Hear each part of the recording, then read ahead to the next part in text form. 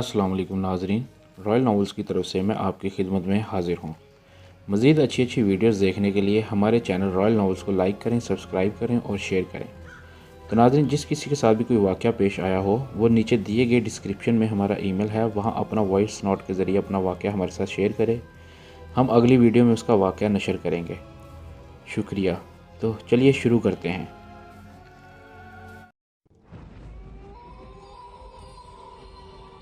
آج کی کہانی کا نام ہے شیطانی محل۔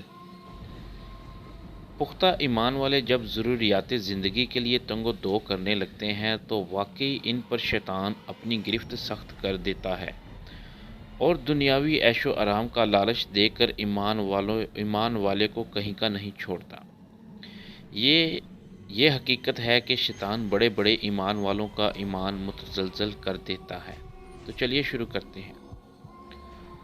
دی نیوز کی اس خبر نے سارے شہر میں کھلبلی مچا دی تھی۔ یوں خبر بھی کچھ کم حیرت انگیز نہ تھی۔ دی نیوز کے دروازے پر اس وقت اچھی خاصی بھیڑ تھی۔ لوگ ایک ہی بات پوچھ رہے تھے، کیا یہ خبر صحیح ہے؟ جی ہاں، یہ خبر صحیح ہے۔ بیچارہ ایڈیٹر اس جملے کو دہراتا عاجز آ گیا تھا۔ بار بار فون کی گھنٹی بج رہی تھی۔ فون کرنے والے صرف ایک ہی بات پوچھ رہے تھے، کیا یہ خبر صحیح ہے؟ جی ہاں، یہ خبر صحیح ہے، ایڈیٹر اب جھنجھلا کر جواب دے رہا تھا۔ لوگ بار بار اس لیے پوچھ رہے تھے کہ ان کو اس خبر پر کسی طرح یقین نہیں آ رہا تھا۔ وہ اس کو اخباری اشاعت بڑھانے کا ایک ہتھ کنڈا سمجھ رہے تھے اور ایڈیٹر اس لیے جھنجھلا رہا تھا کہ لوگ اس کی چھاپی ہوئی خبر پر یقین کیوں نہیں کر رہے، جب اس نے پوری تصدیق کر کے خبر چھاپی تھی۔ خبر شہر کی جامع مسجد کے امام جناب شیخ عبدالعظیم کے متعلق تھی۔ شیخ عبدالعظیم، جن کی عمر 60 سال سے کم کسی طرح نہ لگتی تھی، لیکن اس کے باوجود ان کے بدن میں توانائی تھی۔ وہ اب بھی سینہ تان کر چلتے تھے۔ یہ اور بات ہے کہ عاجزی سے ان کی گردن جھکی رہتی تھی۔ رنگ گورا، گالوں پر ہلکی ہلکی سرخی بھرا ہوا چہرے پر دو بڑی بڑی جاگتی آنکھیں جنہیں اب تک شیشوں کی ضرورت نہ پڑی تھی، سفید بالوں والی خوبصورت داڑھی۔ وہ بے حد نیک آدمی تھے اور اپنی پرخلوص طبیعت کے بہت مشہور تھے۔ کل رات وہ چھت پر سو رہے تھے۔ قریب ہی ان کی بیوی کا پلنگ تھا کہ ٹھیک 12 بجے چھت پر ایک ہنڈولا اترا۔ اس میں ایک خوبصورت پری بیٹھی ہوئی تھی۔ اس پری نے اپنے ساتھ لائے ہوئے غلاموں کو اشارہ کیا۔ اشارہ پاتے ہی غلاموں نے شیخ صاحب کو معا پلنگ اٹھا لیا اور اس پلنگ کو ہنڈولے میں رکھ دیا۔ شیخ صاحب کی بیوی نے یہ واقعہ پورا اپنی آنکھوں سے دیکھا، لیکن اس کے باوجود بول نہ سکیں۔ وہ اسے جاگتی آنکھوں کا خواب سمجھتی رہیں۔ جب ہنڈولا آنکھوں سے اوجھل ہو گیا اور شیخ صاحب کا پلنگ بھی برابر میں نظر نہ آیا تو انہوں نے اپنے رخسار پر بڑے زور سے تماچا مارا۔ تماچے کی آواز ہوئی اور ساتھ ہی انہوں نے تکلیف محسوس کی۔ پھر اٹھ کر وہ کھڑی ہو گئیں اور چلانے لگیں، لیکن اب چلانے سے کیا ہونا تھا؟ پری شیخ صاحب کو اڑا کر لے جا چکی تھی۔ یہ تھا وہ واقعہ جس کی خبر بنا کر دی نیوز میں شائع کی گئی تھی۔ بات واقعی حیرت انگیز تھی، لیکن تھی سچی۔ لوگوں کو یقین نہیں آ رہا تھا تو اس میں لوگوں کا قصور نہیں تھا۔ قصور اس واقعے کا تھا جو کہ اس 20ویں صدی میں پیش آیا تھا۔ دن خاصا چڑھ گیا تھا، ہر طرف اس خبر کا چرچا تھا۔ ارے تم نے سنا؟ ہاں یار، بڑی عجیب بات ہے، شیخ صاحب کو پری اڑا لے گئی۔ کیا اب تک پریوں کا وجود ہے؟ اس واقعے سے تو یہی معلوم ہوتا ہے کہ پریاں ابھی موجود ہیں۔ ذرا تم سنبھل کر سونا، کہیں تمہیں نہ اڑا لے جائیں۔ یار مجھے لے جائیں تو مزہ آ جائے۔ وہ کم بخت عاشق ہوئی تو ایک نمازی پرہیزگار جو بوڑھا بھی تھا۔ ارے ہم جیسے کڑیل نوجوانوں کو لے جاتی۔ ہاں یہ تو ہے، مگر وہ شیخ صاحب کو لے کر کہاں گئی ہوں گی؟ کوہ کہاف اور کہاں؟ اب عیش کر رہے ہوں گے۔ عیش ایک خوبصورت محل کے سجے سجائے کمرے میں ریشم جیسے ملائم گدگدے بستر پر وہ آنکھیں موندے پڑے تھے۔ کمرے میں ان کے علاوہ کوئی اور نہ تھا، لیکن اس کے باوجود وقفے وقفے سے ان کی داڑھی کے ریشمی بال اڑنے لگتے، جیسے کوئی پاس ہی بیٹھا بہت آہستہ آہستہ پنکھا چل رہا ہو۔ شیخ صاحب صبح سے ہی بے ہوش پڑے تھے۔ پری نے راستے ہی میں ان کو بے ہوشی کی دوا سنگھا دی۔ جوں جوں وقت گزرتا جاتا تھا، دوا کا اثر کم ہوتا تھا، اور اب وہ کچھ منٹوں کے بعد ہوش میں آنے والے ہی تھے۔ کمرے کی پوری فضا معطر تھی، اس کے ساتھ ہی خوشگوار اندھیرا بھی پھیلا ہوا تھا۔ اچانک شیخ صاحب کے جسم میں حرکت ہوئی۔ ان کا ہاتھ پہلو سے اٹھ کر سینے پر چلا گیا۔ ہونٹ ہونٹ کھلے آواز نکلی، یا اللہ! آنکھیں بند ہی رہیں، پھر پوپٹوں کو حرکت ہوئی۔ شیخ صاحب نے سیدھے ہاتھ کی طرف گردن موڑ کر تکیے کو دیکھا، وہاں جائے نماز کے بجائے کشمشی رنگ کی مخمل دکھائی دی۔ اللہ کے نیک بندے کا دل گھبرایا اور انہیں خود بخود کسی خطرے کا احساس ہو گیا۔ وہ اٹھ کر بیٹھ گئے اور پھٹی پھٹی آنکھوں سے چاروں طرف دیکھنے لگے۔ یا اللہ! یہ کیا ماجرا ہے؟ دل نے سوال کیا۔ تب ہی کمرے میں ایک بار یکسم مترنم ہنسی گونجی۔ کون؟ شیخ صاحب نے پرچھائیوں سے پوچھا۔ جواب میں وہی باریک مترنم ہنسی۔ شیخ صاحب نے دل ہی دل میں کئی آیتیں پڑھ کر اپنے اوپر دم کر لیں۔ تب انہوں نے اطمینان قلب محسوس کیا۔ چہرے پر بھی کسی قدر سکون کے آثار نظر آنے لگے۔ تو کون ہے بول؟ پھر وہی باریک مترنم ہنسی۔ تو کون ہے بتا، اور اپنے آپ کو ظاہر کر۔ مجھے تو کوئی خبیث روح معلوم ہوتی ہے۔ بتا کون سا مقام ہے جو تو مجھے کہاں لے آئی ہے، اور تیری غرض کیا ہے؟ کمرے میں کچھ پرچھائیاں سی لہرائیں اور پھر ایک رس بھری آواز سنائی دی۔ شیخ صاحب! آپ کو پریشان ہونے کی ضرورت نہیں۔ پریشان وہ ہوتے ہیں جنہیں خدا پر بھروسہ نہیں ہوتا۔ شیخ صاحب نے بات کاٹی۔ خیر، میں جو کوئی بھی ہوں، اپنے آپ کو مناسب وقت پر ظاہر کروں گی۔ فی الحال آپ اطمینان سے بیٹھیں، جس چیز کی خواہش ہو حکم کریں، حکم کی فوراً تعمیل ہو جائے گی۔ تم مجھ سے چاہتی کیا ہو؟ فی الحال کچھ نہیں، ابھی آپ ہاتھ دھو لیجئے، ناشتہ کر کے آرام فرمائیے، پھر اطمینان سے باتیں ہوں گی۔ پھر نہ جانے کیوں امام صاحب کو اطمینان سا ہو گیا۔ انہیں محسوس ہوا جیسے اب کوئی خطرہ نہیں ہے۔ آئیے! آواز آئی، اور وہ آواز کے ساتھ ہی اٹھ گئے۔ جب وہ نہا دھو کر واپس آئے تو انہوں نے مسہری پر ایک بہترین جوڑا رکھا دیکھا۔ انہوں نے اس طرف کوئی دھیان نہیں دیا اور کوہنیاں تکیے سے ٹیک کر لیٹ گئے۔ کپڑے بدل لیجئے، وہی آواز آئی۔ نہیں شکریہ، میرے اپنے ہی کپڑے ٹھیک ہیں، شیخ صاحب نے اتنے اعتماد سے کہا کہ آواز اصرار نہ کر سکی۔ جوڑا فوراً غائب ہو گیا۔ مسہری کے قریب ایک چھوٹی سی گول میز آ ٹپکی۔ اس پر ناشتہ چنا ہوا تھا۔ شیخ صاحب نے ناشتے کو غور سے دیکھا، گرو ہاں انہیں اپنے مطلب کی کوئی چیز نظر نہ آئی۔ ہچکچاہٹ کیوں؟ اپنے اس ناشتے کو ہٹا لو، مجھے صرف دال روٹی چاہیے۔ ناشتہ ہٹ گیا اور اس کی جگہ دال روٹی آ گئی۔ ناشتے کے بعد شیخ صاحب کو حقے کی طلب ہوئی۔ ابھی وہ یہ سوچ ہی رہے تھے کہ چونک پڑے، سامنے تازہ بھرا حقہ رکھا ہوا تھا۔ حقہ گڑگڑانے کے بعد ان پر غنودگی سی طاری ہونے لگی اور وہ اپنا ہاتھ سر کے نیچے ایک ہاتھ گھٹنے پر رکھ کر سو گئے۔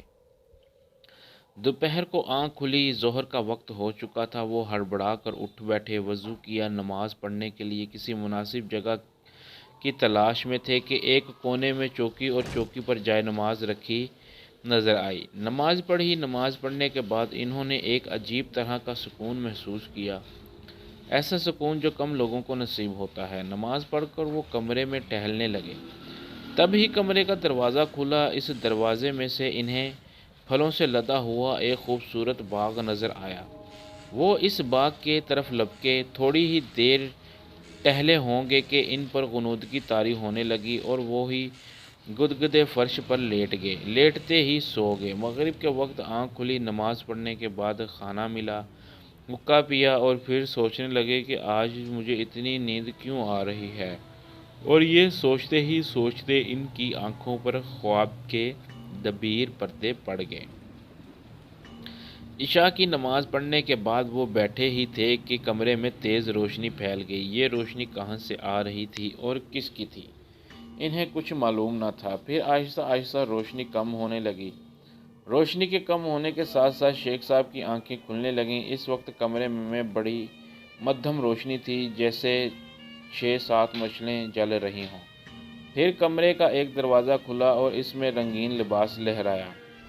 شیخ صاحب کی آنکھیں ذرا اور کھل گئیں۔ کمرے میں داخل ہونے والی ایک نوجوان رسیلی لڑکی تھی، جس کے باریک لباس سے اس کا جسم پھٹا پڑا تھا۔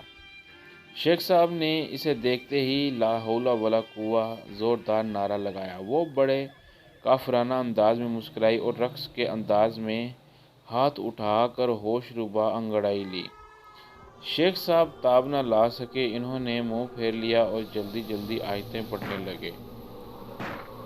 اوہ، آپ نے تو منہ پھیر لیا، آپ نے تو مجھے دیکھنے کی خواہش ظاہر کی تھی، لیجئے اب میں نے خود کو ظاہر کر دیا ہے، مجھے جی بھر کر دیکھیے۔ میرا نام گل بانو ہے، میں ایک پری ہوں اور آپ کی کنیز ہوں۔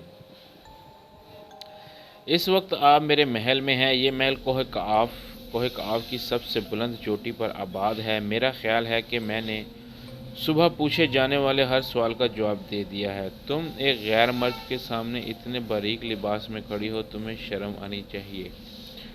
جواب میں مترنم ہنسی گونجی اور اوپر سے ہنستی ہے، بے حیا کہیں کی۔ شیخ صاحب ناراض نہ ہوں، میری طرف دیکھیے، میں نے لباس بدل لیا ہے۔ شیخ صاحب نے گردن موڑ کر اسے دیکھا اور فوراً ہی استغفار پڑھتے ہوئے اپنا منہ چھپا لیا۔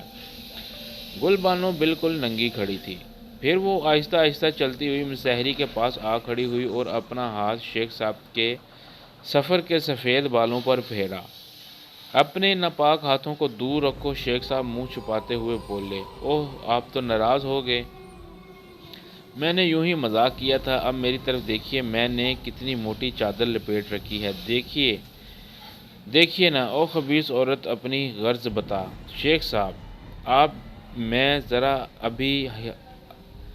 میں ذرا بھی حس نہیں، مجھ جیسی نرم و نازک لڑکی کو خبیث کہتے ہیں؟ اٹھیے، ذرا میری طرف تو دیکھیے۔ شیخ صاحب نے اپنا سر ہاتھوں سے نکالا اور واقعی ایک موٹی چادر اوڑھے کھڑی تھی، جس سے اس کا پورا جسم ڈھکا ہوا تھا، صرف چہرہ دکھائی دے رہا تھا۔ وہ مسکرائی، بول، ان کی آنکھوں میں سرخی کھلنے لگی۔ اٹھ کر میرے پاس تو آئیے۔ وہ تیزی سے اٹھے، بول، تیری غرض کیا ہے؟ گل بانو مسکرائی، اپنے ہونٹوں کو سکیڑ کر دائرہ بنایا اور بڑے پیار سے بھرے انداز میں بولی، انہیں چوم لیجئے۔ شیخ صاحب سر سے پاؤں تک لرز گئے، آنکھوں میں خون اتر آیا۔ ان کا ہاتھ خود بخود اٹھا، ہوا میں لہرایا اور اتنی زور سے گل بانو کے گالوں پر پڑا کہ وہ الٹ گئی۔ گل بانو چوٹ کھا کر مسکرائی، اس کے گالوں پر خون کی 5 لکیریں برابر بہہ رہی تھیں۔ شیخ صاحب، کل سے آپ کا کھانا بند، اس وقت تک کے لیے جب تک آپ میری یہ معمولی سی خواہش پوری نہ کریں۔ لعنت ہے تجھ پر اور تیری معمولی سی خواہش پر، دور ہو جا میری نظروں سے۔ شیخ صاحب کڑکے اور پھر واقعی ہی اگلے دن نہ صرف ان سے کھانا پینا بند کر دیا بلکہ حقہ بھی بند کر دیا۔ 2 دن شیخ صاحب نے بخیر خوبی کاٹ دیے۔ تیسرے دن ان کی حالت غیر ہونے لگی۔ کھانے کی بات ہو تو آدمی کسی حد تک برداشت کرے، لیکن پیاس کس طرح کوئی برداشت کر لے، اور پھر اوپر سے حقے کی طلب۔ جب چوتھا دن لگا تو شیخ صاحب نے محسوس کیا کہ اب وہ زیادہ دن تک زندہ نہ رہ سکیں گے۔ پیٹ سے جا لگا تھا، رنگ زرد ہو چکا تھا، آنکھوں کے گرد سیاہ حلقے پڑ گئے تھے، ان کی چمک ماند پڑ گئی تھی، بھرا چہرہ سوکھ گیا تھا، ہونٹوں پر پپڑیوں کی تہ جمی تھی، وہ بے جان سی مسحری پر پڑے تھے۔ ان 4 دنوں میں گل بانو کئی بار ان کے پاس آئی تھی، لیکن انہوں نے ہر بار اس پر لعنت بھیج کر اسے مایوس لوٹا دیا۔ وہ اتنے کمزور ہو گئے تھے کہ اپنا ہاتھ پہلو سے اٹھا کر سینے پر نہ رکھ سکتے تھے، آنتیں کھانے کے لیے فریاد کر رہی تھیں اور ہونٹ پانی کے لیے ترس رہے تھے۔ لیکن وہاں کھانا تھا نہ پانی۔ ہاں، ان کے سامنے گل بانو ضرور کھڑی تھی جو آہستہ آہستہ سرہانے کی طرف بڑھ رہی تھی۔ شیخ صاحب نے آہٹ سن کر بڑی مشکل سے آنکھیں کھولی۔ گل بانو مسکرا رہی تھی۔ شیخ صاحب اس کی طرف دیکھتے رہے۔ پتہ نہیں کس عالم میں گل بانو آہستہ آہستہ ان پر جھکنے لگی۔ اس کے ہونٹ اس کی پپڑی جمے ہونٹوں کے بالکل قریب آ گئے تو شیخ صاحب نے اپنا ہاتھ اٹھا کر اسے ہٹانے کی ناکام کوشش کی، لیکن ہاتھ کو جنبش نہ ہو سکی۔ مجھے روٹی دو۔ ہونٹ ہلے اور ایسا لگا جیسے آواز کہیں بہت دور سے آئی ہے۔ روٹی ملے گی لیکن پہلے ہمارا کام۔ گل بانو مسکرائی اور اپنے ہونٹوں کو پپڑی جمے ہونٹوں پر رکھ دیا۔